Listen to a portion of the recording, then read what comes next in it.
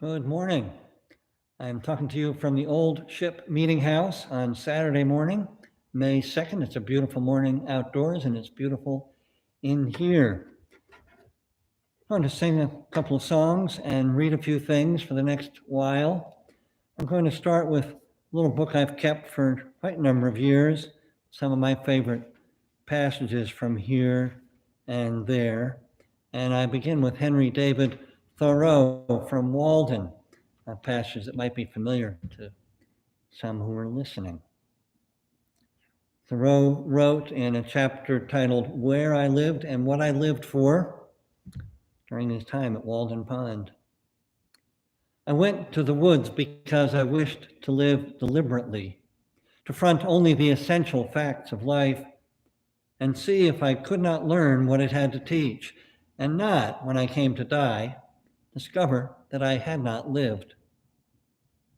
I did not wish to live what was not life. Living is so dear. Nor did I wish to practice resignation unless it was quite necessary. I wanted to live deep and suck out all the marrow of life, to live so sturdily and Spartan-like as to put to rout all that was not life, to cut a broad swath and shave close, to drive life into a corner and reduce it to its lowest terms. And if it proved to be mean, why then to get the whole and genuine meanness of it and publish its meanness to the world?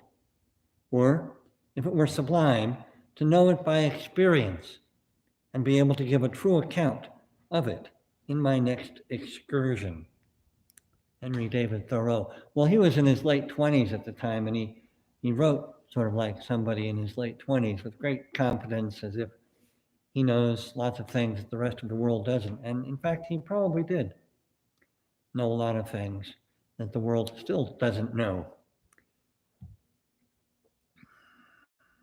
He also wrote, so one more passage, I think just one more from Henry David Thoreau. We must learn to reawaken and keep ourselves awake, not by mechanical aids, but by an infinite expectation of the dawn, which does not forsake us in our soundest sleep. I'd like to begin that passage again because it's so, it always wakes me up to read it. We must learn to reawaken and keep ourselves awake, not by mechanical aids, but by an infinite expectation of the dawn, which does not forsake us in our soundest sleep.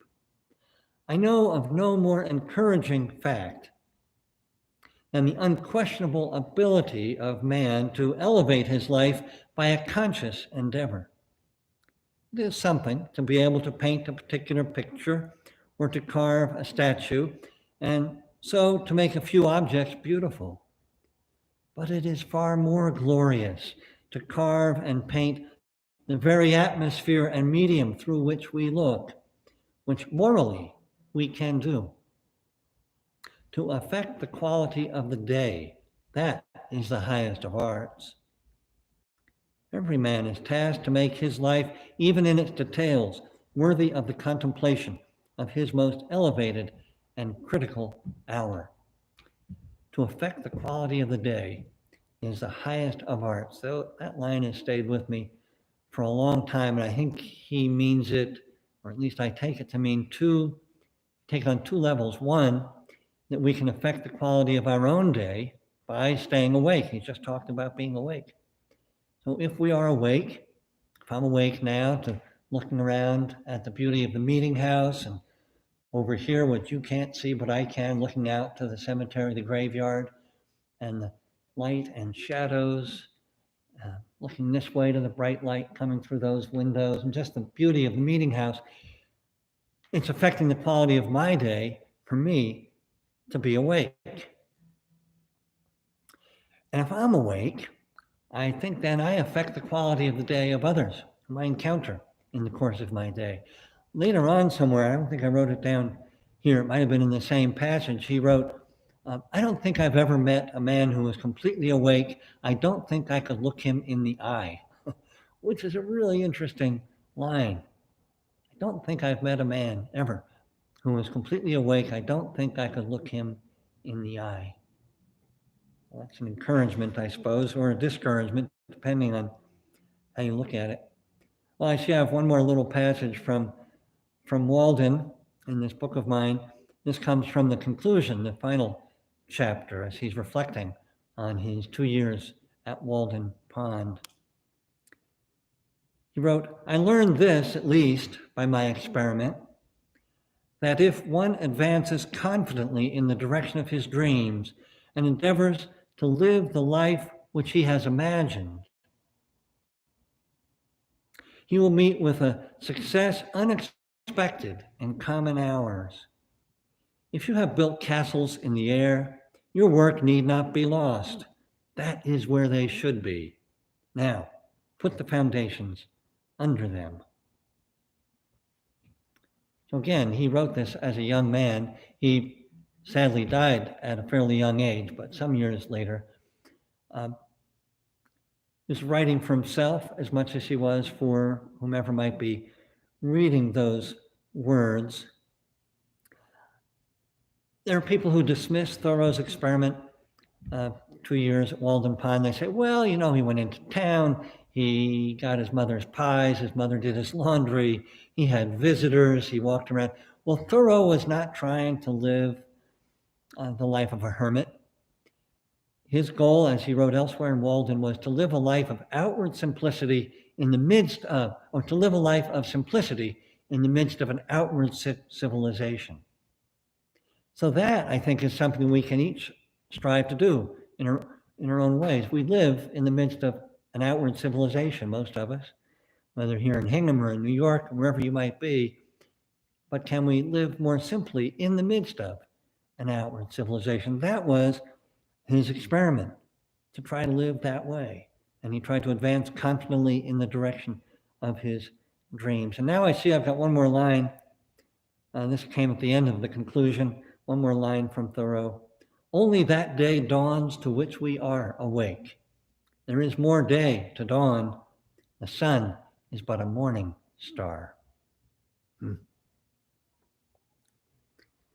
Well, that leads me to take a break from this book, and instead, you can either stay tuned in now or not and play the banjo. So Thoreau is one of my touchstone writers. Pete Seeger is one of my touchstone singers, as many people who know me know. And this is a long neck banjo, just like Pete Seeger's. In fact, he designed these banjos to be able to go lower or higher. Anyway, this is a Pete Seeger style banjo, and I'm going to sing a song that Pete wrote quite some time ago, but it certainly applies to lots of times. It certainly applies to times in which we're living right now. I believe I sung it at a worship service not too long ago. But here it is again, "Quite Early Morning."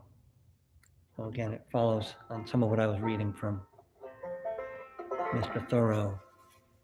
Quite early morning.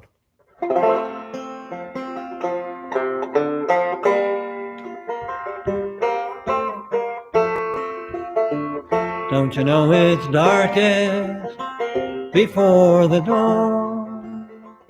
And it's this thought keeps me moving on. Oh, if we could heed these early warnings, the time is now, quite early morning. If we could heed these early warnings, the time is now, quite early morning. Some say that humankind won't long endure. Well, how can they be so doggone sure?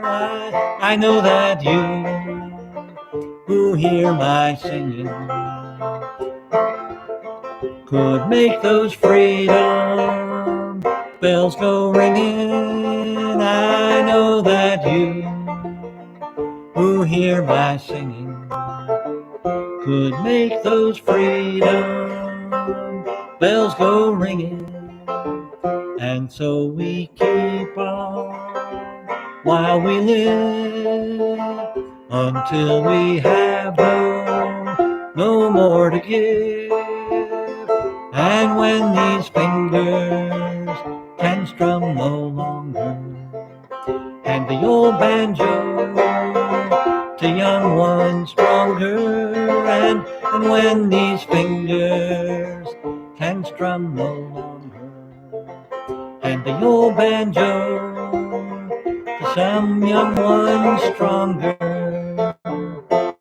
The first second edition, adding a little bit more, and then you on to me.